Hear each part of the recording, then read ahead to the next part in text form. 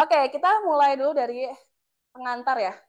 Tadi yang sudah saya sesuai dengan judul ya. Jadi hari ini kita akan berbicara, mendiskusikan. Kalau kata diskusi berarti nggak saya doang ya, mudah-mudahan yang ngomong ya. Siapa tahu di antara kalian semua di sini ada yang mau ngasih feedback, gitu silakan tinggal interupsi, silakan kalian berbicara. Oke ya, sepakat ya? Oke. Barangkali yang mau nyatet boleh banget.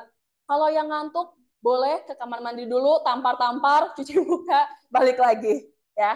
Saya rasa ini kritis ya, jam-jam kritis buat tidur.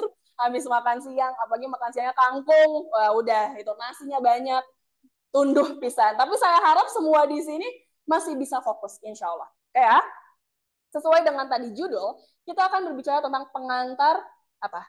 Pengantar, oke, endapan laterit nikel. Sorry, pengantar geokimia endapan laterit nikel. Berarti yang kita fokuskan hari ini adalah tentang geokimia laterit nikel. Oke, tapi sebelumnya saya rasa kalau kita ujuk-ujuk, tahu ujuk-ujuk ya sih? Orang sudah semua nggak di sini? Sudah ya? Saya bisa ngomong bahasa Sunda tiba-tiba, bisa nggak ngerti ya? Ujuk-ujuk ke geokimia aja ya. Jadi asa kumaha gitu. Jadi kayak gimana kalau misalnya bakal banyak yang kepotong. Maka dari itu saya akan memulai tidak dari geokimia, melainkan dari petrologi, mineralogi di lapangan seperti apa, baru nanti kita masuk ke geokimianya seperti apa. Oke ya, jadi perlu dipahami basic mineraloginya mudah-mudahan masih ingat. Siswa sebut apa ya kemarin? Pernah mineralogi? Belum? Udah. Kristal mineralogi. Sudah belum? Sudah ya? Oke. Di Krismin ini kan banyak sekali ya. Ada apa namanya tuh kelompok-kelompok mineral. Ya enggak? Masih ingat enggak? Oke, ada kelompok mineral oksida. Kira-kira apa tuh oksida? Apa? Oh, pintar. Oh, sip, sip, mohon. Oke. Mineral kelompok oksida apa kira-kira? Tadi ada yang bilang besi. Ada nggak yang besi bilang tadi? Fe, oke, oksida Fe. Ada lagi? Teman-teman besi yang tit tit tit yang itu. Ada belakang imbuhannya itu biasanya. Yang molekulnya besar-besar. Mg, oke, good. Ada lagi mineralnya apa? Kemarin itu kalau waktu kita ke Unpad yang merah-merah. Nah, tight ya, tight gitu ya. Apa?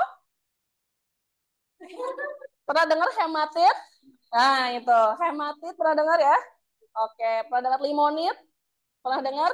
Gutit ya, yang pokoknya tight. Ya kurang lebih lah itu nggak jauh-jauh lah ya. Kalkopirit itu mineral apa?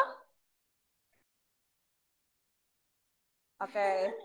Dari S. Gitu ya. Sulfida ya. Oke, kita beda ya. Jadi nanti saya akan menjelaskan bahwa kenapa di sini bilangnya endapan laterit nikel, bukan nikel saja. Nanti disebutkan di slide berikutnya ya. Oke, jadi nanti kita akan beberapa fokus akan mendengar terms mineralogi yang seperti itu, hematit, gutit, limonit, serpentinit, piroxenit, dan lain-lain. Kayak itu fokus di situ ya, guys. Nanti kita akan fokus kepada Ni, Fe, Mg, apalagi kobalt, Co, dan lain-lain. Itu yang akan difokuskan pada diskusi kita hari ini. Oke, next. Kita akan masuk dulu ke pendahuluan ya. Pengen biar kalian tuh lebih gitu, oh ternyata nikel tuh sebegitunya ya. Ke halangan nggak? Nggak ya, insya Allah ya.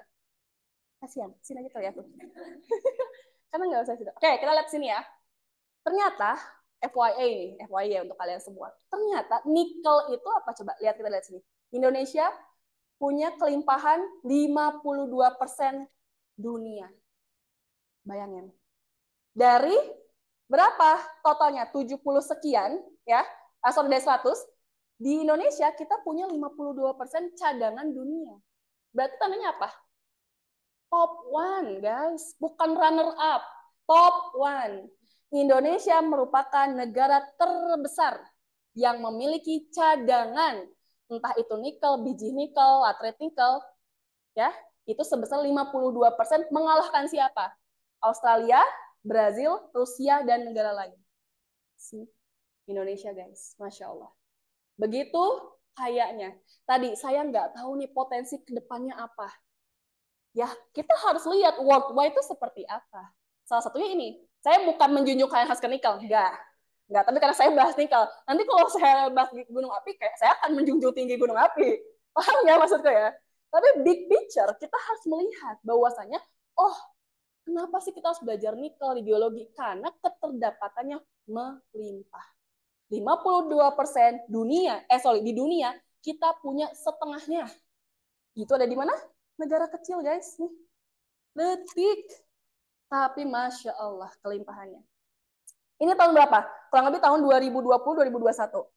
Kalau waktu pada tahun 2010, ini 2010, kita bicara berarti 14 tahun yang lalu. Kita bicara 14 tahun yang lalu. Indonesia itu di peringkat kedua setelah Rusia. Sekarang lihat, 10 tahun eksplorasi Indonesia di mana? Satu. Ya nggak? Kebayang nggak maksud saya di sini? Ternyata Indonesia masih banyak yang belum dieksplorasi. Itu janji, kesempatan untuk kita semua, untuk geologi, ya, khususnya para ahli geologi. Dari 14 tahun sudah menjadi peringkat pertama. Oke, kita lihat sini ya. Oke, ini pendahuluan kita. Kemudian apa? Nah, lihat. Di Indonesia sendiri, kecil ya, maaf ya. Ini nggak bisa lagi. Nggak kelihatan, mohon maaf ya. Ya udah, ini saya kasih aja ya. Oke, di Indonesia sendiri kita punya mineral resources banyak ya, nggak cuma nikel. Di sini kita punya apa? Timah, emas, perak, tembaga, bauxite. Ini nikel yang warna ungu ya. Terus apa? Besi, bahkan sama pasir besi. Gitu. Atau lebih seneng lihat saya? Kalau mau lihat ya, silakan ya. Oke. Siap, siap. Terima kasih, Pak. Oke, kita lihat di sini. Ini komoditi mineral resource yang ada di Indonesia. Tapi kita lihat, kelimpahan nikel sungguh luar biasa banyaknya. Kita highlight di sini, resource security. Dia berapa lama? 80 tahun. Di saat yang lain mungkin reserve-nya, ya, resources itu cadangannya, reserve-nya cuma 42 tahun, 25 tahun, 29 tahun. Tembaga sampai 105 tahun cadangannya. Kemudian apa nih? Bauxite 125 tahun. Kita lihat sini ya. Kemudian nikel adalah 80 tahun. Dan yang terbanyak apa? Nih, pasir besi 278 tahun. Bayangin. Terus pertanyaannya, apa kita mau keruk semua? Nah, ini bagian dari kebijaksanaannya kita sebagai ahli geologi. Oke, ini cuma sebagai data. Ingat ya teman-teman, para mahasiswa. Ini sebagai data, sebagai cadangan. Tapi mau dikeruk, mau dieksploitasi, itu mangga. Itu serahkan pada yang lebih berwenang. Kalau kita sebagai yang menggali, mencari tadi, survei. Seperti itu. Oke ya, kita punya banyak berjuta-juta ton nikel. Terus di mana ya posisinya? Ya nggak sih? Oke Indonesia, tapi di mana posisinya? Nah ini nanti kita lihat ya. Sebelum itu kita mulai dulu. Oke, nikel itu apa? Oke, nikel apa ya? Kira-kira apa? Ini di sini. Unsur logam ya. Ingat ya, nikel itu bukan non logam ya, bukan tambang galian C, ya, tapi dia tambang logam ya. Dia punya apa? Dia punya unsur atom 28 dan dia punya massa atom berapa? Bobot atomnya 58, berat ya. Ya, tembaga apa namanya? Metal-metal itu cenderung dia lebih berat dibandingkan yang lainnya. Oke, ini informasi aja. Kemudian kita lanjut. Nanti kita bakal lebih banyak cerita soal nikelnya. Tapi ini lebih biar refresh dulu kita. Sorry. Oke, sini. Nah, nikel laterit itu apa? Tadi kan nikel aja nih. Nikel kan udah jadi unsur ya, ini ya kan, logamnya. Nah, nikel laterit apa? Ini yang bakal kita pelajari. Adalah hasil laterisasi batuan ultramafic yang mengandung nikel. Maksudnya apa sih laterisasi? Ya, pelapukan tanah, ya, endapan tanah yang ada di batuan bedrock bawahnya adalah ultramafic. Lihat, ini apa? Seperti apa kira-kira? Dunit, piroksenit, hasburgit, dan lain-lain. Ternyata dia khusus di batuan ultramafic, terutama di nikel laterit. So, hari ini kita bakal banyak sekali mendengar kata-kata apa? Ultramafic. Ya. Jadi tadi fokus ya. Kita akan banyak berbicara tentang mineral oksida, kita akan banyak berbicara tentang batuan ultramafic. Fokus di situ. Kita nggak akan bahas andesit, kita nggak akan bahas basalt, kita nggak akan bahas granit, riolit, atau tuff gitu ya. Kita nggak akan bahas itu. Jadi kita fokus semuanya bahas tentang ultramafic. Sampai sini seru? Seru ya? Seru ya? Seru maksudnya bukan seru saya ya, seru ini kan? Gitu ya. Seru nih, gitu. Oke, next ya. Sebentar. Jangan dikasihin tips. Saya mau nanya dulu. Kira-kira para mahasiswa di sini kan sudah belajar 3 semester ya. Mudah-mudahan ya. Mungkin 3 semester ya yang masuk berapa persen. Walau ya. Entah. Tapi mudah-mudahan di sini bersemangat lah masuknya beberapa persen dalam pemahaman geologi. Saya mau nanya. Karena kita bicara ultramafic, kira-kira batuan ultramafic yang ada di Indonesia ada di mana? Nice. 1, Sulawesi. Good. Why? Kenapa Sulawesi?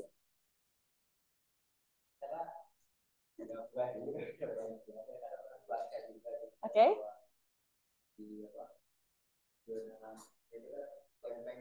Oke, nice.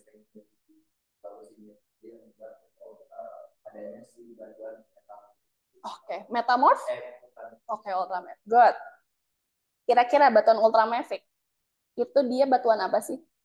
Batuan benua, samudra, mantel, atau apa? Samudra? Yang lain? Ultramafic. Oke, siapa?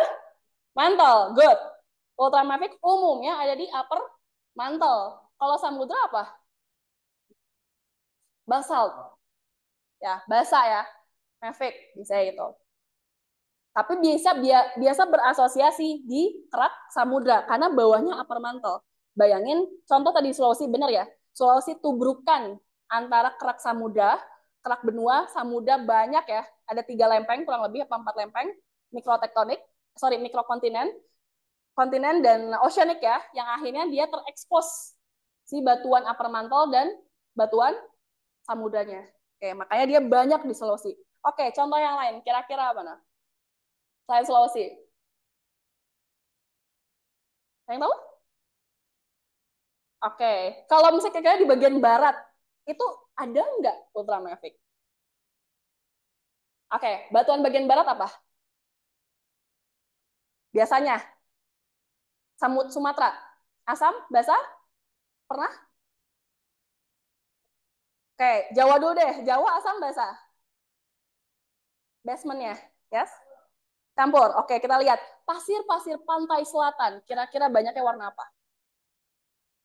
Putih? Yakin? Putih apa hitam? Pantai selatan. Apa? Ujung Kulon, kemudian Garut, kemudian Jawa Tengah, Baron, pantai apa? Karangbolong. Warnanya apa? Pasirnya putih coklat. Yakin? Ada yang merasa pernah lihat pasir warna hitam? Pasir hitam? Oke. Okay. Belum pernah ke sana. Maaf. Saya salah, maaf. Ini salah. Oke. Okay. Jadi mostly justru pasir-pasir kita di selatan adalah berwarna hitam ya. Kenapa dia hitam? Karena banyak mengandung Fe, besi. Besi dari mana? Umumnya batuan batuan basa, andesit, basaltik. Oke, kita masuk ke Sumatera. Warnanya apa pasir-pasirnya umumnya? Putih. Kenapa putih?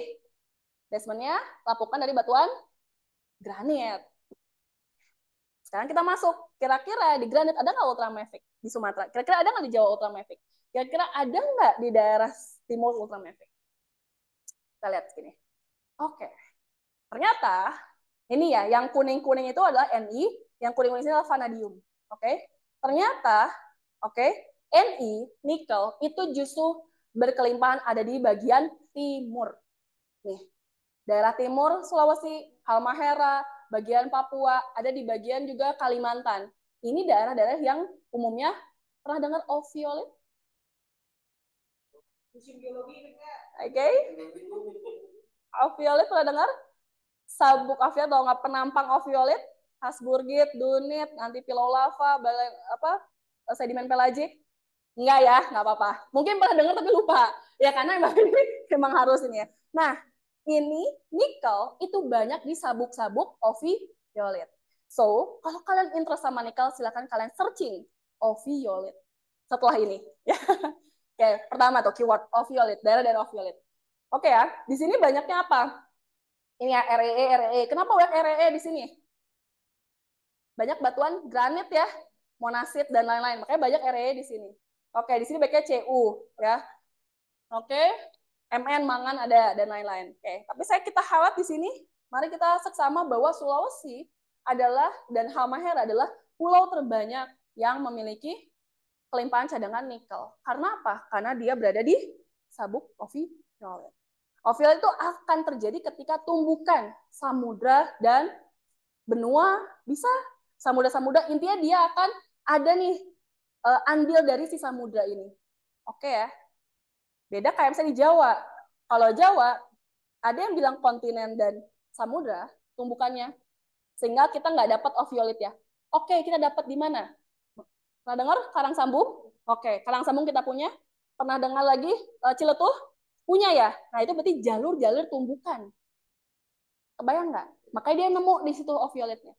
Tapi yang suksesnya bagus, kemudian ultramavicnya berkembang secara banyak nih di sini, Sulawesi dan Halmahera. Oke, terus saya kalau misalnya mau nikel, berarti jauh dong eksplorasi ke Halmahera sama Sulawesi. Ya, begitulah ya. Saya proyek itu di Timor Leste, dan di Sulawesi proyeknya. Jadi memang sejauh ini saya belum dapat proyek di Jawa sama di Sumatera. Tapi untuk proyek nikel itu di Timor sama di Sulawesi. Oke, kita lanjut ya. Nah, cadangannya tadi ya, lagi-lagi cadangan. Ini banyak sekali ya, juta-juta ton. Dan dia melimpah di Sulawesi. Karena dia di triple junction. Kalau dulunya, dia tumbukan 3 lempeng luar biasa. Akhirnya dia punya banyak zona-zona ultraviolet. Oke. Indonesia sebagaimana 90% terbesar ada di Sulawesi. Kayak Sulawesi Tengah, Sulawesi Selatan, Sulawesi Tenggara, Halmahera ya, Maluku Utara. Lanjut. Nah, ini sebaran satelit ya. Ini yang warna hijau adalah ultraviolet. Ya, nih. Yang hijaunya adalah ultraviolet. Ada di mana aja? Ini Kalimantan ya, daerah Meratus ya. Oke, kemudian ini ada di ini Meratus ultraviolet, kemudian di sini juga ada ya di daerah Kalimantan, Sulawesi ya, di daerah Halmahera, kemudian di daerah Papua. Oke. Kalau misalnya kalian melihat ke daerah mana? Indonesia bagian barat itu jarang bahkan sulit ya kita temukan ultraviolet. Oke. Baik lagi ya, ternyata kalau misalnya kita mau mengetahui eksplorasi, kita harus tahu lagi tectonic setting. True. Betul itu. Highlight lagi tectonic setting. Tadi ultraviolet, kemudian tectonic setting. Itu yang saya harus pelajari ketika saya mau eksplorasi. Oke, next ya. Wah, ini saya terlalu lama ya. Maaf ya. Oke. Kenapa? Masih ada waktu ya. Oke. ini kayaknya harus berapa SKS ini ya ngebahas satelit nikel ini. Setelah saya, oh ya masih ada lumayan ya. Sip. Tadi ya saya bilang yang tadi sudah kita diskusikan bahwa Sulawesi dan Halmahera adalah terbesar cadangan nikel di Indonesia. Oke, kita lihat di sini ya banyak sekali batuan-batuan ultra mafic, terutama di bagian lengan tenggara ya lembang tenggara dan lengan timur bagian sini di eastern. Oke, di sini banyak sekali karena memang tumbukan bahkan mikroplet di sini memang akhirnya berkembanglah batuan-batuan ultra mafic. Oke, kita lanjut. Udah banyak nggak yang eksplorasi di sini? Banyak. Banyak ya? Banyak. Tapi walaupun dia banyak, yang udah dieksploitasi ternyata hanya sekian persen. Oke, banyak eksplorasi, tapi yang eksploitasi hanya berapa persen. Makanya cadangannya masih sangat banyak. Oke, sama ya di Halmahera juga. Oke, kita sampai sini kita bisa lihat ya bahwa oke, nikel ternyata ada di daerah Indonesia dan terdapat kurang lebih terbesar di Halmahera dan di Sulawesi. Oke, sekarang sebelum kita bahas kimia yang belibet gitu ya, saya juga nggak terlalu ini sih kayak yang nggak sih, nggak boleh motivasi yang jelek-jelek ya, maaf. Ayo silakan.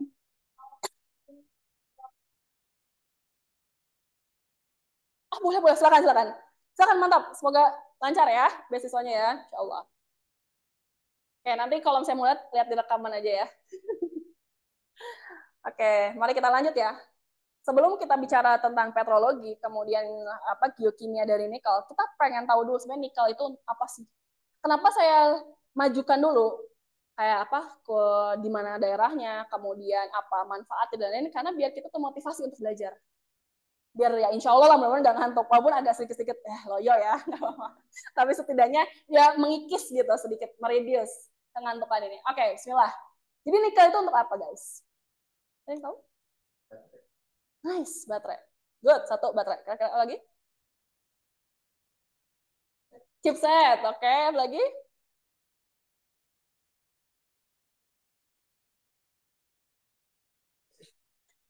Banyak ya. Ini apalagi yang mau di lab ya. Nanti itu yang mau di lab, berarti nanti akan mengekstrak ya. Nanti kaitannya dengan ekstraksi si nikel itu sendiri. Mau dijadikan apa? Apakah mau jadi stainless steel, jadi baterai kah? Ya, nanti mau jadi kawat, mau jadi apa? Buat penyongkong mobil, juga bisa ya. Nanti kita lihat nikel itu untuk apa sih sebenarnya? Kita faktor global dulu lagi. Lihat-lihat lagi. Ternyata negara-negara di Amerika, di Inggris, Eropa, mungkin bahkan beberapa negara lain ya, nikel itu dijadikan buat uang koin. Ya. Jadi kebutuhannya itu sangat banyak ya, nikel itu. Dia bisa buat koin. Kemudian apa tadi? Benar, buat baterai listrik. Ya. Kemudian apa? Dia bisa buat apa lagi? Nih, stainless ya. Justru 70% di sini adalah dia buat stainless steel. Mana barang kalian di rumah, di kosan, di kantor, di mana-mana di jalan yang nggak pakai stainless steel? Di jam tangan, di tubuh kalian. Ada nggak? Nggak ya. Mostly kita masih sangat menggunakan stainless steel. Jadi sebenarnya kebutuhan nikel itu bukan cuma cadangan banyak, tapi memang kebutuhan demand ya sangat banyak. Sehingga tadi eksplorasi selama 10 tahun aja dia sudah bisa sangat pesat karena demandnya banyak. Gitu. Kalau nggak ada demand, kira-kira nggak ada penawaran, nggak ada ini, kira-kira mau nggak kita eksplorasi? Nggak ada kebutuhan, nggak akan ya. Justru kita ya udah acuh aja, kita ya udah jalan-jalan nemu emas, udah nggak ada demand ya udah kita jalan aja. Tapi karena kita punya demand, so geologi, ahli survei harus mau nggak mau kita adalah eksplorasi. Oke, alloy bisa ya. Kemudian juga costing baterai dan lain-lain. Ini kebutuhan dunia. Oke. Kemudian kita lihat ya. Ini saya ambil dari salah satu PPT slide dari Pak Yosep ya. Saya lupa ya Pak Yosep itu dari eksplorasi mana, tapi beliau memang ahli di nikel. Oke. Kita kebutuhannya bisa instrumen transisi listrik, yang ini kabel listrik dan lain-lain itu juga butuh. Ni, Cu, Fe butuh. Terus apa? Membuat magnet ya. Ternyata nggak cuma magnetit, nggak cuma Fe doang yang dibutuhin. Nikel juga ternyata buat magnet juga dibutuhkan. Oke, kemudian apa lagi? Pembuat baterai tadi udah disebutin ya. Serbuk-serbuknya ini apa? Bisa untuk pengolahan minyak tanah. Jadi kayak banyak sekali ya. Saya nggak tahu persis ini bagaimana, tapi ini akan diekstraksi oleh nanti di pertambangan atau di bagian metalurgi. Gitu. Jadi kalau kita sebagai geologi, kita mencari. Jadi kita punya tupoksinya masing-masing, tugasnya masing-masing ya. Kita punya tugas mencari, nanti pertambangan eksploitasi, kemudian nanti yang mengekstrak bisa anak metalurgi, bahkan geologi mungkin ada di sana, tapi sebagai nggak akan mengekstraksinya langsung, tapi dia sebagai steering pengawasan. Sip ya, jadi banyak ya guys, kawat lah buat mobil, kayak buat sendok bahkan buat koin, ini macam-macam. Kebutuhannya demand-nya sangat banyak sehingga kita dibutuhkan untuk eksploitasi. Oke, kita lanjut ya. Ini kita masuk baru tadi ya. Tadi pendahuluannya cukup panjang ya. Ini mohon maaf. Kita masuk ke laterite nikel. Oke, jadi laterite nikel ini apa nih? Adalah tanah ya yang berkembang di atas batuan ultramafic. Satu itu ya. Kita garis bawahi tanah yang berkembang di atas batuan ultramafic. So, cari nikel, cari batuan ultramafic. Sip ya. Dia nggak akan ngebawa apa? Ngebawa Ni silikat yang mengalami proses pelapukan kimia. Nah, ini makanya kimiawi di sini sangatlah penting. Nanti kita coba bahas lebih lanjut. Kemudian dia terakumulasi di zona pengkayaan. Jadi nanti setelah dia lapuk, kemudian dia leaching, ya dia larut, dia akan ada di zona pengkayaan. Akhirnya di situ berkembanglah si nikel. Mau tahu lebih lanjut, kita lihat lagi ya. Intinya kita fokus dulu di yang bagian biru, endapan tanah di atas batuan ultramafic, garis bawah. Oke, kita lanjut.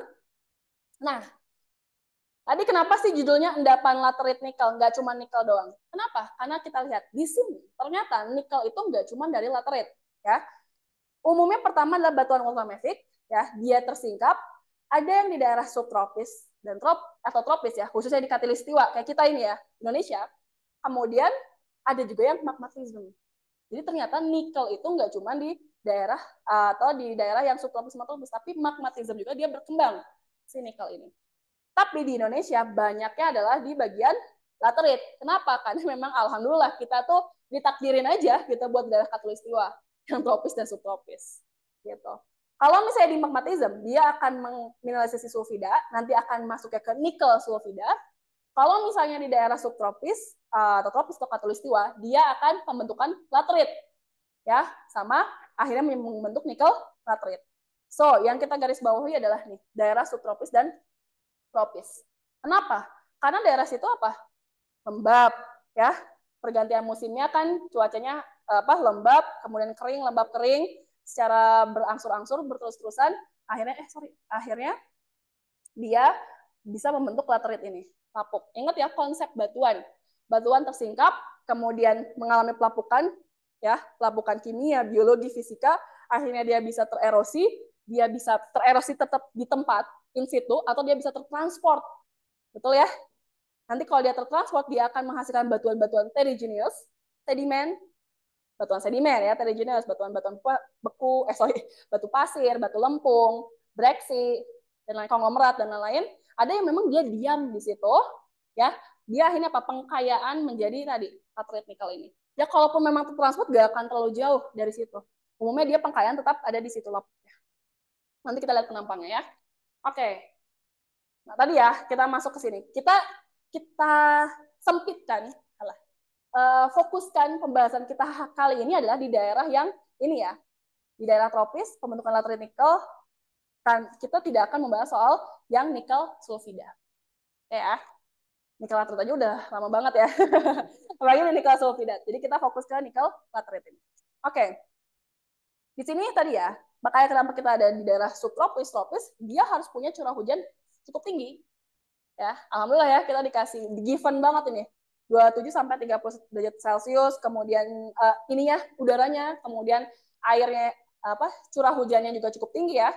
Kemudian dia dikontrol sama fluktuasi muka air tanah. Seperti apa sih maksudnya? Nanti saya akan lihat penampangnya lebih lanjut ya. Ini cuma bagian informasi aja. Oke. Ini tadi ya, kita udah selalu bilang bahwa endapan nikel pasti ada di batuan ultra basa yang unsur kandungannya itu 0,2%. Ada yang bilang 0,2, 0,4 ya. Nanti ini akan seiring waktu berjalan akan terus berkembang karena bagian teknologi.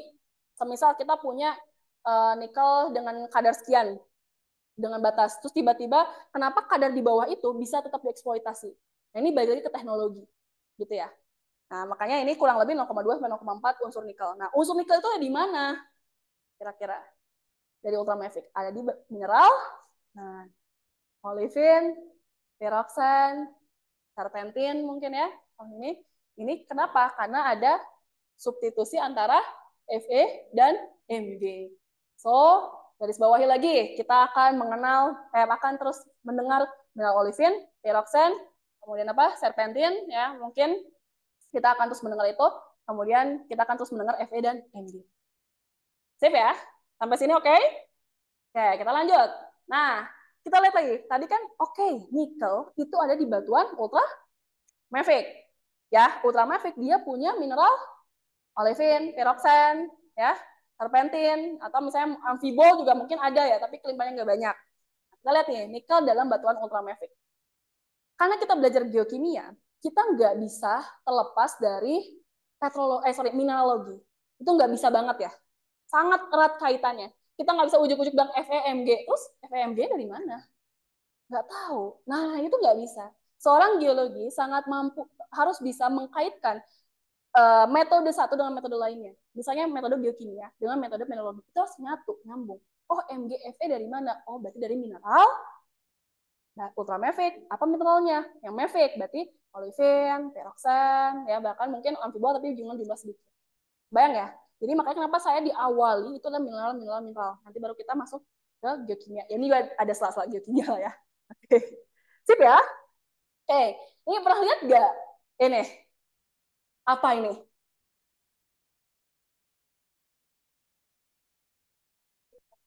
Bulut. Oke, diagram untuk klasifikasi batuan. Based on siapa ini? Pernah dari S 1975, 1976, Sensen apa? Staycation. Oke, itu jangan sampai lupa ya. Anak geologi harus banget tahu ya staycation. Jadi kita pakai buat klasifikasi mineral batuan asam, batuan basa based on mineral itu pakai yang staycation 1975 1976. Atau misalnya mau pakai klasifikasi lain ya nggak apa-apa ya. Tapi ini saya preface misalnya atau apa. Tapi saya kesini adalah ini yang staycation 1975 1976. Oke, ini nggak akan diperpanjang, tapi saya pengen perhatikan, pengen sampaikan adalah di sini. Nikel itu adalah metallic primer di batu ultramafic. Ada di mana aja? Nih, kalau dia kayak olivin, kemungkinan nikelnya 0,2 sampai 0,3%. Cukup banyak ya, cukup melimpah. Oke, sedikit ortopiroksen. Oke, sebentar. Ortopiroksen, klinopiroksen pernah mendengar? Pernah ya. Jadi oke, masih nangkep ya. Oke. Ortopiroksen itu sekitar 0,05 sampai 0,1. Oke. Kemudian yang klinopiroksen kurang dari 0,05. Berarti kalau misalnya kita punya batuan yang ultramafic yang ortopiroksennya lebih banyak, oke? Berarti apa di sini nih? Oke? Kita bisa baca di sini apa? Hasburgit. Ya.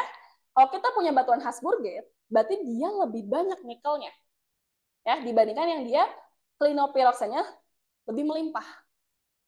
Bayang ya? Oke, 0,05.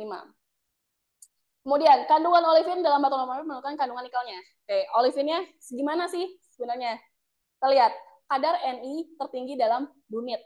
Berarti kalau kita nemu dunit, dia banyak ya Ni-nya. Kemudian, kalau misalnya dalam peridotit, dia Ni rendah, tapi yang nggak rendah-rendah, maksudnya rendah gitu ya. Dibandingkan dunit, piroksenit dia lebih sangat rendah. Oke. Kalau misalnya, apa namanya, kita punya Hasburgit, tadi ya punya dunit, itu justru lebih bagus ya buat kita punya Ni yang cukup tinggi. Oke, jadi ternyata batuan ultramafic juga nggak cuma tok batuan ultramafic, dibagi-bagi lagi nih guys. Oh, kita nemunya apa di lapangan? Ya, kita nemunya Hasburgit kah, nemunya peridotit kah, nemunya dunit kah, dan lain. Ternyata itu sangat berpengaruh sama kondisi di lapangan. Terus kan batuan, kan tadi bilangnya laterit nikel. Ya, kan laterit, tanah kan. Maksudnya, kalau kalian ke sungai, ya, kalau misalnya, oke, saya ini, kalau misalnya kita ke lapangan untuk menentukan batuan, umumnya kita ke sungai ya. Benar nggak? Setuju nggak? Kenapa ke sungai? Ya, dia zona yang lemah ya, dia pasti akan beberapa singkapan akan tersingkap ya, karena zona lemah di situ ke bawah arus air. Ketika kita punya sungai, dan kemudian di sungai itu ada batuan-batuan, peridotit, dunit, dan lain, kita carilah kepunggungan laterit. Ya, sumbernya itu bedrock ya, sosok ya, bukan sosok lah, istilahnya bedrock ya. Apa namanya tuh asalnya, batuan asalnya. Tapi berarti kita cari nih kepunggungan, berarti lateritnya kurang lebih ada di daerah punggungannya, kayak gitu. Makanya batuan juga sangat penting untuk menentukan di mana zona-zona lah. Siap ya. Nah ini metalmafic umumnya, Ni umumnya dia itu mereplace tadi lagi-lagi nge-replace Mg dan Fe. Nanti kita lihat lagi kayak gimana. Sampai sini oke ya? Oke. Oke. Ni terendapkan melalui pengkayaan N atau enrichment. Oke, saya mau disclaimer dulu. Walaupun kalian memang di D3, dengan bahasan kayak gini memang maksudnya nggak apa-apa. Ya maksudnya ya nggak apa-apa gitu. Punya ilmu gitu nggak apa-apa ya. Jadi jangan sampai, ih kan aku praktisi. Tapi ini sangat teoritis sekali gitu. Karena memang kita sekarang lagi belajar geokimia di endapan laterit. Beda kalau misalnya nanti judulnya adalah eksplorasi nikel, laterit nikel, itu beda lagi. Nanti saya akan berbicara tentang bagaimana cara mengeksplorasinya. Bayang ya? Jadi saya di sini lebih ke arah teoritis-teoritis. Oke. Okay. Oke. Okay. Nah, gimana sih pembentukan nikel laterit ini? Ini lagi-lagi saya dapat dari Pak Yosep ini ya. Ini beliau juga sangat luar biasa dalam urusan nikel. Oke, okay, ini penelitiannya, salah satu penelitian beliau. Sorry maaf saya nggak nyantumin sumbernya di slide maksudnya. Oke, okay. Kita bisa lihat di sini ya. Jadi ini yang pertama ya, di gambar yang pertama ini kita fokus di gambar pertama ini. Ini merupakan bedrock ya. Bedrock itu yang fresh rock-nya ya, entah itu modunit, peridotit, Hasburgit ya, dan lain-lain, serpentinit dan lain-lain ya. Ini pokoknya ini adalah batuannya. Kemudian di sini adalah water table atau dia muka air tanahnya. Ya. Kalau misalnya batuan ini tersingkap, ini kan bagian permukaan ya yang putus-putus. Kalau batuan yang tersingkap, otomatis dia akan mengalami pelapukan. Ya, itu ingat. Itu harus ingat. Kalau dia tersingkap, pasti dia mengalami pelapukan. Kalau dia di dalam, dia akan low weathering. Dia akan sangat tipis sekali. Nah, karena ini dia tersingkap, dia akan mengalami pelapukan. Pelapukan inilah yang akhirnya apa? Dia erosi ya, pengikisan. Akhirnya dia pecah-pecah, terfragmentasikan. Ya, betul ya. Kemudian dia ada fracture. Nanti makanya dia ada faktor-faktor pembentukan nikel. Tapi nanti selainnya. Kita lihat dulu sini, bedrock ini dia tersingkap, kemudian dia mengalami pelapukan, khususnya secara kimia. Ingat, khususnya secara kimia. Oke ya.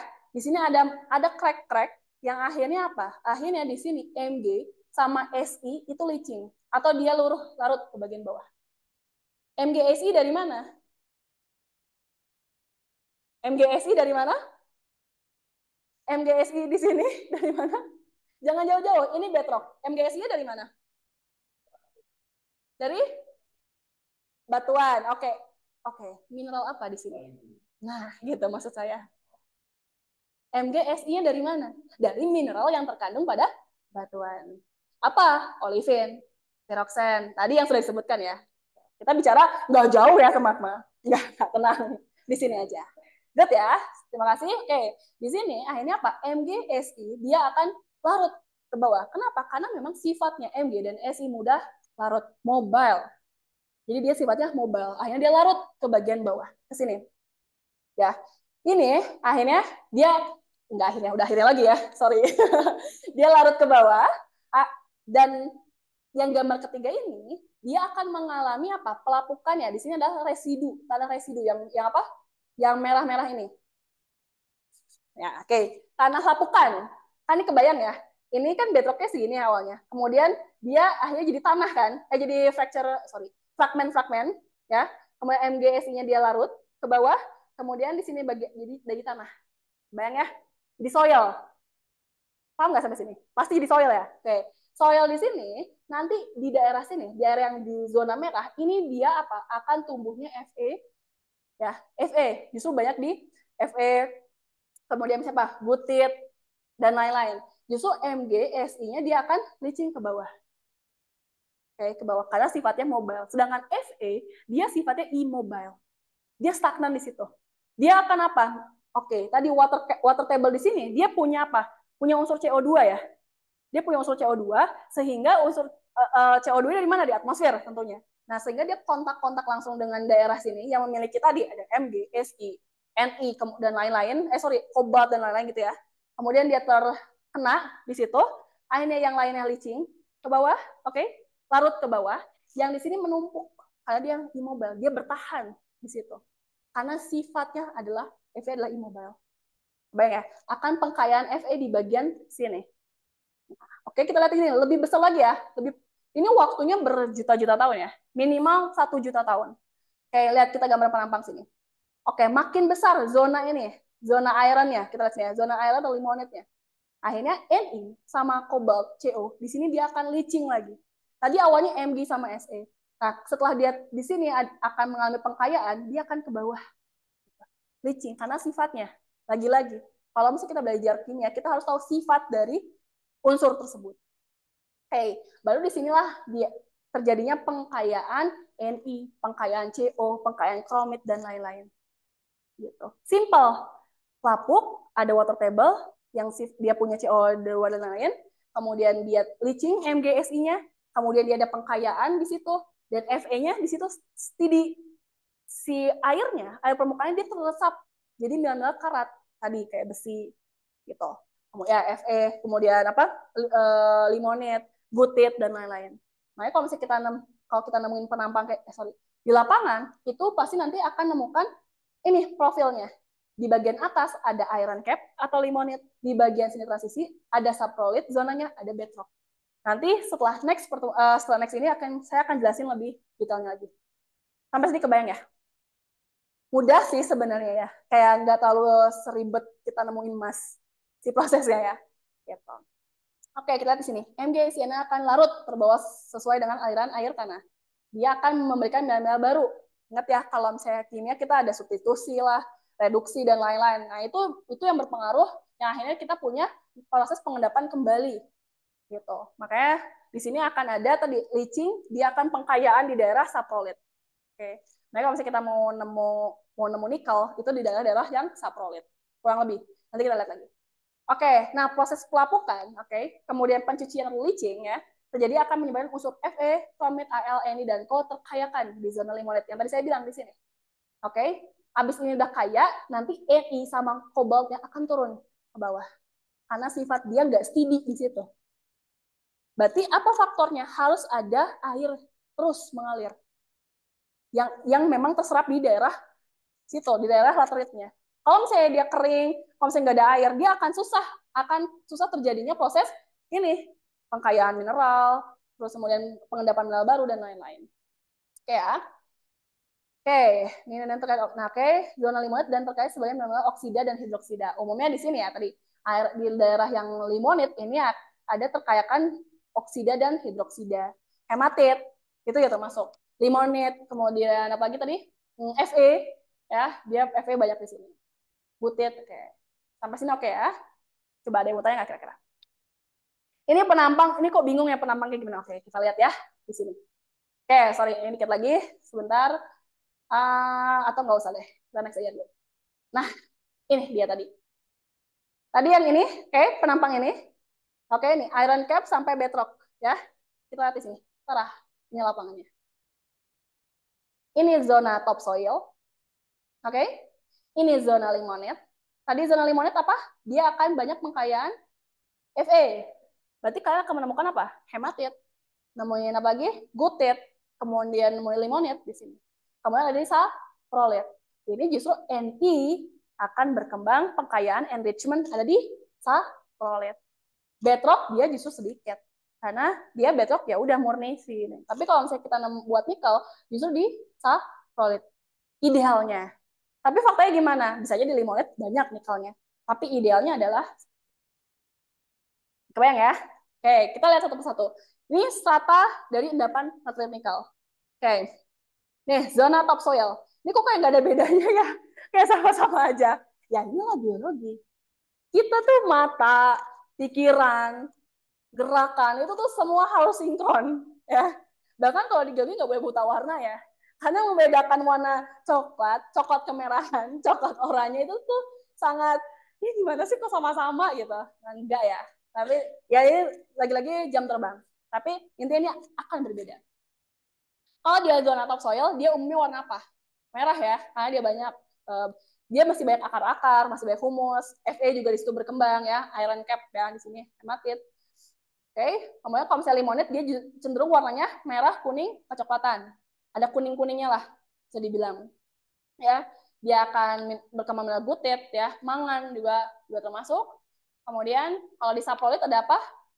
Dia nggak cuman apa ukuran butirnya nggak cuma sand sampai clay ya, tapi dia juga ada boulder-bouldernya. Walaupun jumlah bouldernya nggak banyak. Kebayang nggak sih kalau misalnya kita lihat di sini? Nah, saprolit itu dia boulder-boulder ini akan sebagian uh, apa? Sebagian terlapukan, tapi sebagian juga tidak. Ini kan lapuk terus ya, awalnya bedrock terus lapuk-lapuk di tanah. Jadi ada yang terlapukan, ada yang tidak. Masalah nggak? Nggak masalah, nggak apa-apa. Cuma nanti yang jadi masalah ketika kita menghitung cadangan nikel. Karena boulder ini sangat mengganggu gitu. Karena di boulder sama di laterite di tanahnya itu sangat beda kadarnya. Bayang ya. Yang mengganggu itu nanti ketika cadangan perhitungan cadangan gitu. Oke, kita lihat di sini ya. Tadi oke sampai mana? Oke, zona saprolit di sini ya. Jadi kita bakal justru menemukan nikel tuh di sini banyak ya. Di saprolit ya. Nah, contoh di sini. Mineral serpentin sama mineral garnierite ini udah jadi kunci. Serpentinite sama garnierite udah kunci nikel melimpah gitu ya, sebenarnya dibandingkan yang lain gitu ya. Nanti berapa apa cadangan lainnya tergantung besaran tebalan lateritnya, kemudian luasnya dan lain-lain. Tapi kalau kita udah nemu serpentin garnierite itu kayak oh nice nih gitu. Oke, kemudian nih yang bedrock ini umumnya dia justru warnanya kehijauan ya, walaupun di sini nggak hijau ya. Ini kalau di apa dikupas lagi dia kehijauan karena memang cenderung relatif warna mineralnya ya, olivine, pyroxene gitu kan, warna hitam hijau. Oke. Dari sini low, dia low weathering ya.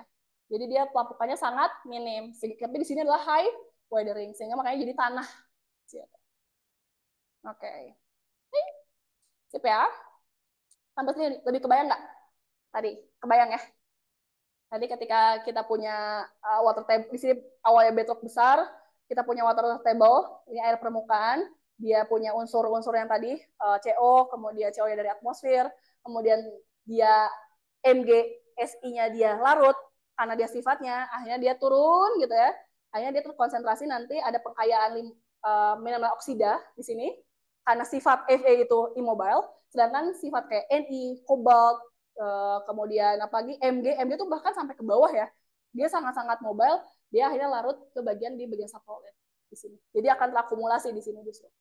Nah makanya kenapa eksplorasi nikel kita banyak ngebor itu ada ngebor initial drilling, dalam arti awal ya, ngebor awal, jadi kita pakai hand auger, bukan pakai drilling mesin, pakai hand auger, itu paling cuma 4 meter sampai 7 meter sampai kita nemuin bedrock. Tapi kalau misalnya udah, oh ini prospek eksploitasi, berarti kita pakai drilling sampai bawah 40 puluhan meter bisa. Gitu. Oke. Sip ya, ini tadi susunannya, satanya, dan lain-lain. Oke, nah sekarang, ini masih profilnya tadi ya. Ini red lateric, kemudian limonite zone, sapholite zone, bedrock ya. Nah, kita lihat di sini yang gimana unsur kimianya. Nah, sini. Kalau di sini tadi ya, yang di iron cap, dia Fe-nya tinggi ya. Fe-nya tinggi, MgO-nya kan karena dia leaching, ya dia ke bawah, Ni-nya juga dia ke bawah, CO-nya juga dia ke bawah. Kita lihat semakin ke sini, semakin ke atas, Fe-nya, sapholite Fe-nya sedikit ya, sedikit, tapi MgO-nya lumayan. Paling tinggi di mana? Di bedrock MgO. Nah, tapi Ni-nya justru di sini ya, yang paling tinggi, di sapholite. Jadi enrichment Ni umumnya ada di zona-zona sapholite. Di sini. Jadi kalau misalnya kalian nemu tanah terhampar di daerah-daerah ultramafic, ini harus dicurigai ya. Jangan langsung aja ini tanah bukan batuan dah. Kadang kan kita mapping bukan mapping tanah ya.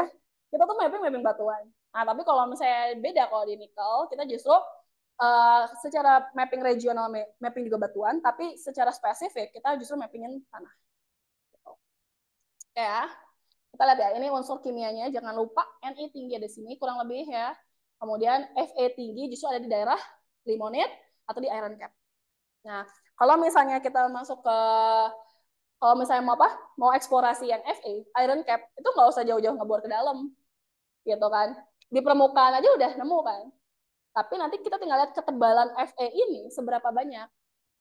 Nah, saya hampir banget mau eksplorasi Fe, itu di Meksiko. Tapi kodarullah belum jadi, tapi udah lumayan nih baca-baca sedikit tentang iron. Makanya itu benar-benar ngebentang satu wilayah berapa ratus hektar, itu ya udah merah semua. Udah gitu, merah semua. Kan daerah-daerah panas ya di situ, justru berarti pelapukannya intens sekali di situ. Dia berkembang iron, berkembang Fe, hematit dan lain-lain tuh dia berkembang di situ. Makanya nggak perlu sejauh yang ini, kecuali memang mau ngebor, mau tahu berapa kedalaman si zona lapukan gitu. Karena kan kalau misalnya udah masuk bedrock itu low lapukannya. Ya, terlalu ini nggak sih? Nggak kan ya? Masih bisa ditangkap ya? Masih ya? Oke, nggak terlalu pusing lah ya. Oke, nah ini faktor pengontrol endapan si apa?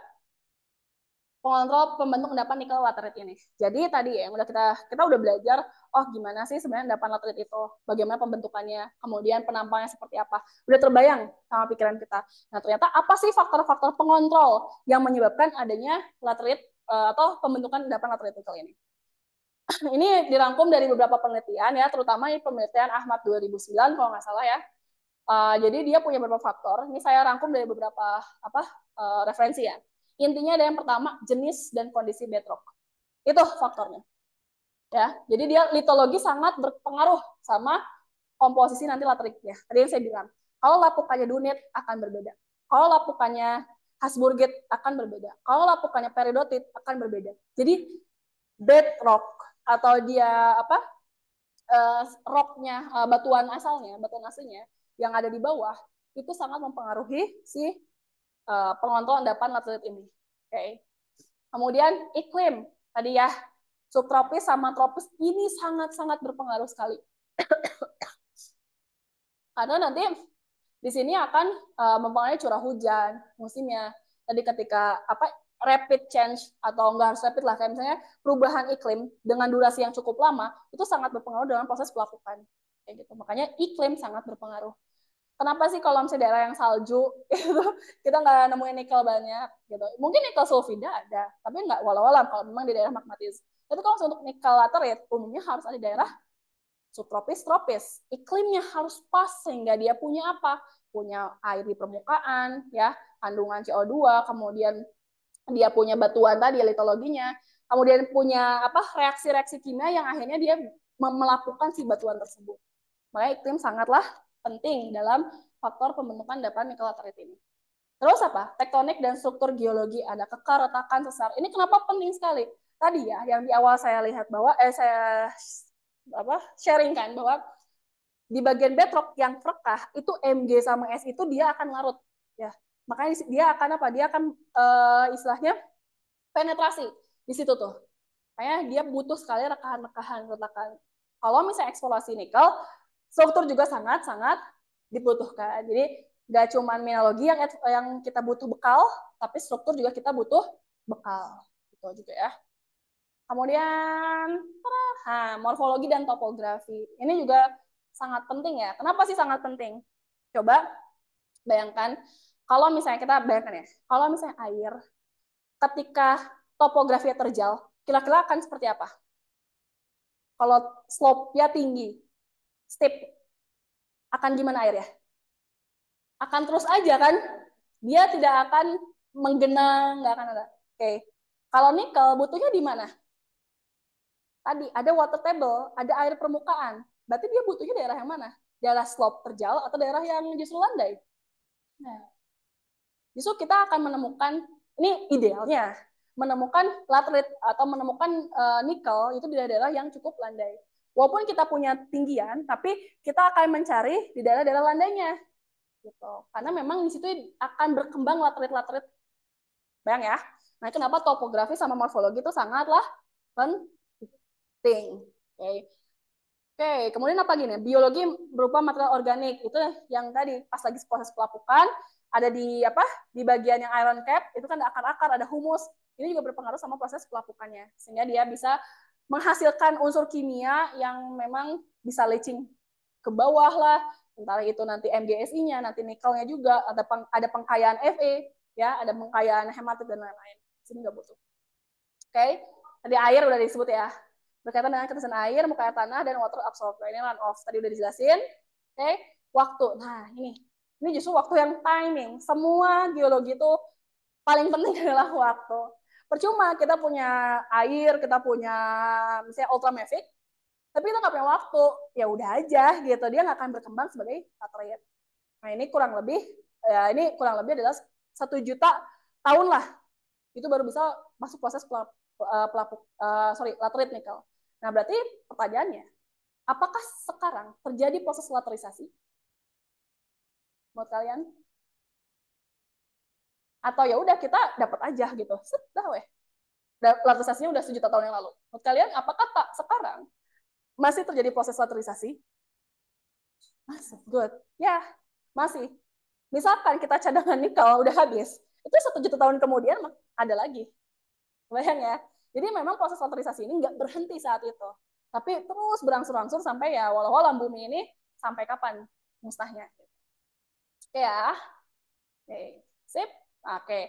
Nah, berdasarkan faktor ini, kita tuh bakal mengetahui hubungan antara karakteristik kimia, mineralogi, dan genesis dari endapan laterite itu.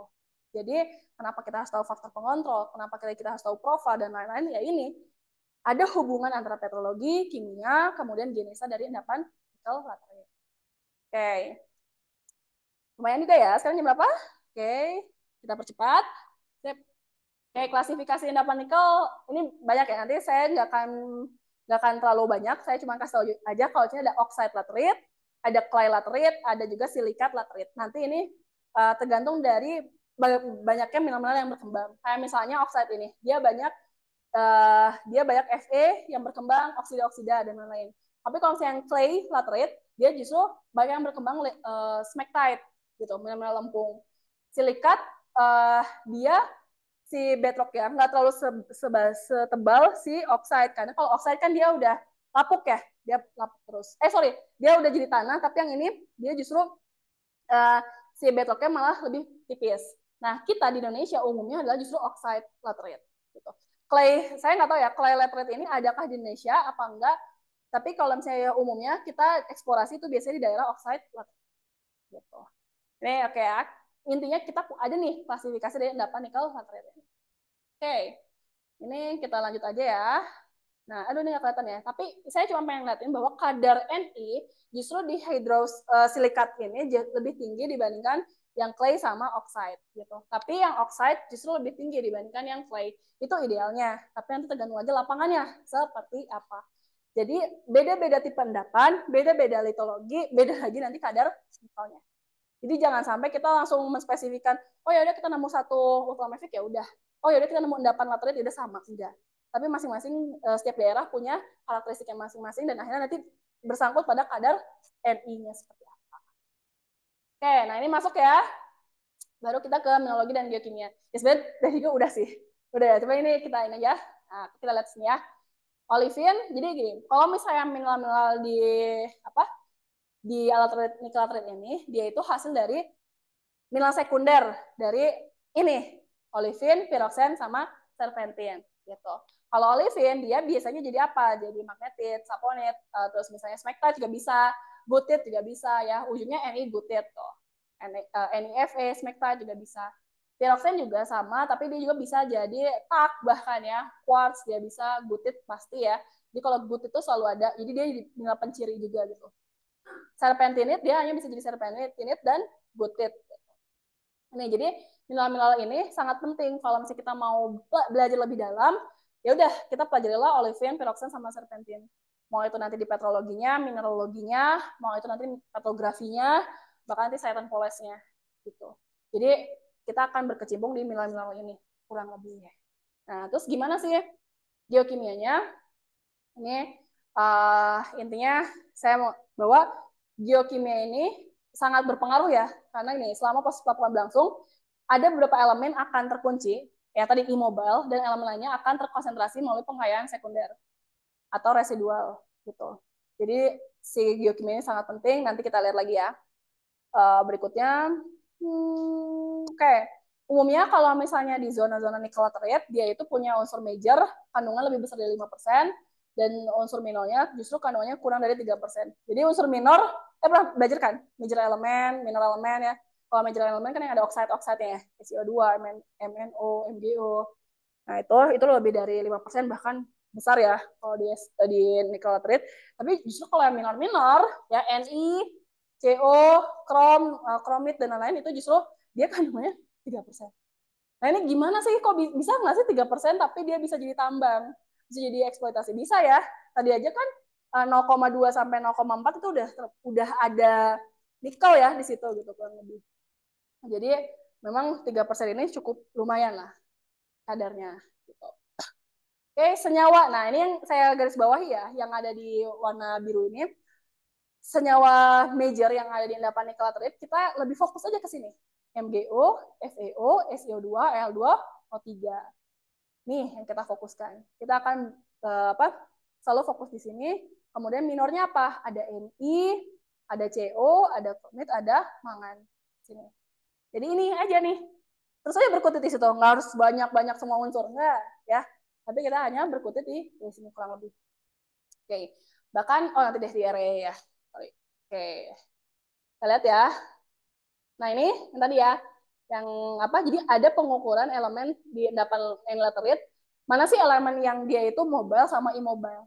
Kita lihat tadi, Fe, lihat mobility-nya minus bahkan ya. Makanya dia posisi di mana? Di residual enrichment, dia di daerah limonite atau di iron cap. Karena dia nggak mobile gitu sifatnya, immobile. Tapi mana tuh lihat Mg. Mg mobility sampai 3, dia akan leaching, akan ke bawah, gitu akan larut ya. Ya, Ni sama. Ni di apa? Kalau Ni apa? Dia di supergenic enrichment, makanya ada di saprolit, bukan di bed ya. Di bedrock enggak ini ya, enggak prospek, tapi di saprolit. Jadi ini unsur-unsur ini ya, mobility ya. Yang ini immobile ya, berarti kan minus FeCrAl ini dia akan posisinya di residual enrichment. Sedangkan kalau misalnya dari Cu, Ni, cobalt ya, Zn, kemudian ini dia akan di supergenic enrichment. Berarti di subsolid kurang lebih MnMg, berarti dia akan leaching sampai bedrock. Gitu. Unsur-unsur ini. Oke, kita lihat lagi nih. Nah, ini dari apa namanya? Diperjelas lagi bahwa nih yang high mobile ya, dia ada CaNa udah pasti ya, CaNa ini sama nih, kita fokus di Mg. Mg ini nanti highly mobile, mostly liquid ya kan. Oke. Kemudian apa? Kita lihat di Fe ini, non mobile. Dia di mana? Dia stay behind as oxide. Kayak ada hematit, magmatit, limonit, bahkan ya gutit, okay, di sini. Bayang ya, bayang ya. Dengan kita tahu unsurnya, atau sorry kita balik, dengan kita tahu mineralnya, ada apa aja sih sebenarnya unsur kimianya. Makanya kenapa kalau misalnya dieksplorasi, umumnya kita tahu dulu nih mineralnya, ya kan? Baru habis itu analisis geokimia. Tapi setidaknya kita sebagai yang eksplorasi kita tahu nih, oh kalau misalnya kita mau nemu nikel itu, berarti kita harus bisa tahu unsur Ni, Mg, Fe, minimal kan. Kemudian apa lagi? Misalnya kobalt boleh lah kayak gitu, Si dan lain-lain. Jadi itu yang terpenting dalam si eksplorasi atau nanti kita di lab ya. Tuh, Fe kemudian CNGP. Oke ya, ini kalian bisa pelajari lagi lah kurang lebih. Ini untuk geokimia. Nah, terus ternyata, nah ini alhamdulillah banget ya, itu Allah tuh nggak cukup satu doang tuh, apa ya istilahnya tuh kenikmatan tuh, tapi Allah tuh kasih berlipat-lipat gitu, kenikmatan itu. Lihat, ternyata di laterit nikel, ternyata ada potensi lain selain nikelnya, tapi ada REE. REE ini yang memang banyak sekarang berkembang, ya. Penelitian-penelitian berkembang REE, karena justru REE ini nanti jadi cadangan terbesar. Sekarang masih Cina ya yang unggul, Indonesia belum ya, tapi justru Indonesia punya resource yang cukup ini mumpun bisa dibilang. Tapi karena eksplorasinya atau kita keterbatasan mungkin orang yang mau bereksplorasi soal ini belum banyak, jadi tidak sepesat di Cina. Ya walau-walau mungkin 10 tahun lagi area kita lebih banyak dibanding Cina. Kita nggak tahu ya. Nah ini saya cuma pengen ngasih tahu bahwa potensi area pada nikel itu ada. Ya, ini ada apa nih? Ada scandium. Nah bahkan ini, sorry, soal scandium ini justru banyak yang misalnya ini nikel, ada laterit nikel, yang dicari scandiumnya. Gitu. Oke, ada scandium, ada apa nih? Yttrium ya, La, lantanium, ada cerium dan lain-lain ya. Ini banyak sekali. Itu di limonit ya. Kalau di saprolitnya ada scandium nih. Saya lupa sih nampilin ada satu apa profile di mana dia ngeliatin bahwa scandium tinggi di saprolit. Tapi saya nggak masukin sini. Mungkin nanti next saya liatin. Ya, ini scandium saprolitnya tinggi, kemudiannya di nikel juga di CBG-nya ya, dia ada scandium, ya lantanium, cerium, banyak ya. Ini yang memang dibutuhkan oleh karena masyarakat lah demand-nya. Karena kan kita juga apa ya nggak bisa dipungkiri walaupun kita mau green resolution ya revolution kok resolution green revolution kan brown to green. Kalau brown kan kita pakai yang fosil gitu ya minyak dan lain-lain. To green revolution itu juga kita membutuhkan apa namanya tuh apa namanya akomodasi itu yang buat menyokong si green revolution ini. Ya tentunya salah satunya RE ini gitu. Dia pembuatan tadi ya, baterai listrik, kemudian pembuatan stainless steel, kemudian pembuatan baja, bahkan ya, kemudian apa lagi, mobil, kan Tesla gitu misalnya, itu juga dibutuhkan. Jadi sangat banyak sekali yang kita butuhkan. Jangan kayak itu, rumah kita aja, atau rumah gitu ya. Dulu kita pakai kusen ya, pakai kayu. Sekarang coba, yang modern ya, minimalis, rata-rata kan pakai stainless steel. Gitu, nggak pakai kayu lagi. Gitu. Jadi memang ini sangat dibutuhkan. Oke. Ya. Nah, ini analisis geokimianya. Jadi setelah kita mendapatkan apa namanya sampel soil, misalnya kita eksplorasi ya. Eksplorasi tadi saya bilang ada yang dia initial drilling saya pakai hand auger, cuman 4 meter sampai 7 meter. Kita ambil sampel 1 per 1 meter. Nanti 1 meter itu kita ini apa namanya analisis berapa kadar Ni per 1 meternya kayak gitu. Nah, ini kita bisa melakukannya bisa pakai macam-macam ya. Bisa pakai apa? XRD, bisa pakai XRF, bisa pakai ICP, MS atau OS. Ini saya lihat kemarin kayak udah dibahas ya sama apa namanya tuh Kang apa Syahreza ya. Jadi saya nggak akan bahas banyak di sini. Intinya mungkin kalau misalnya kalian yang memang pengen fokus di mining, mungkin di nikel, tapi pengen di lab, inilah gitu. Ini gitu. Kalian silahkan bisa bisa soal ini, tapi berarti si basicnya kalian harus tahu dapat nikel itu geokimianya apa aja dan lain-lain gitu. Kemudian ada SEM bisa ya, kemudian ada EPMA gitu. Nah ini banyak yang bisa apa dilakukan. Ini nanti tergantung sama apa? Nanti tergantung sama seberapa besar dia itu limitnya, batasan si alat untuk mendeteksi berapa persen si mineral atau si unsur yang ada di situ.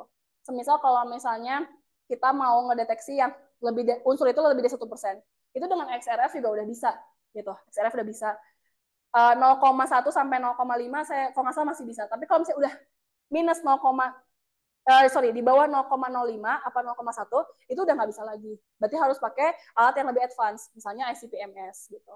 Jadi nanti dia bakal bisa ngedetect berapa ppm ya atau berapa million per part dari si unsur tersebut gitu. Kayak kan nanti di slide ini sebenarnya saya jelasin ada gimana teknik preparasinya, tapi saya nggak akan terlalu banyak ya karena ini mungkin waktu. Jadi nanti kalian kalau misalnya tertarik bisa banget buat apa namanya baca-baca lagi ya. Ini ada XRF ya, ada teknik preparasinya, ada apa ini dibutuhkan dia pakai whole rock atau pakai soil, major elemennya, trace elemennya, terus kelebihan kekurangannya ada di sini. Ini ICP-MS kayak gimana, kemudian ICP juga sama ya. Kemudian ada EPMA juga seperti apa. Ini bisa kalian baca-baca di sini. Oke. Okay. Kalau sejauh ini yang biasa dilakukan itu sebenarnya cukup pakai XRF, tapi kalau misalnya memang mau lebih detail lagi NI-nya kadarnya bisa pakai ICP-MS gitu. Pakainya pakai ICP-MS. Itu lebih advance lagi lah alatnya udah oke banget. Dan memang satu kali preparasi sampel tuh lumayan harganya. Gitu ya. Oke. Bahkan ada yang pakai Asai. Saya nggak tahu sih ya, Fire Asai ya. Biasanya kalau Asai kan pakainya buat gold ya. Tapi mungkin ada aja tuh ya yang mau lihat nikel gitu di situ. Jadi ini tergantung lagi sih kebutuhan perusahaan, kebutuhan kita nanti sebagai peneliti. Jadi kita mau TA soal itu ya silahkan ya. Itu mangga aja gitu. Nggak dibebaskan. Oke, kita semuanya sama ya. Alumninya ini dia punya majornya MGFO, SBI juga ada 2, 3, minornya MI, CO, ya, CR juga ya, masih bisa. Kemudian proses stabilisasi ini STO2 dan MgO2 dia konsentrasi di zona subpolit, kemudian mengalami penurunan dan pada zona transisi dan limonet. Oke, ini turun ya di limonet, tapi dia naik ke arah subpolit dan background. Karena sifatnya, yaitu dia punya sifat kelarutannya yang udah larut selama proses pelapukan. Kemudian kalau konsentrasi Ft sama L justru dia mengalami peningkatan pada zona limonet dan menurun pada zona transisi dan subpolit. Nah, elemen minornya CO dan Cr menunjukkan pengkayaan di zona limonet dan mengalami penurunan kadar pada zona subpolit.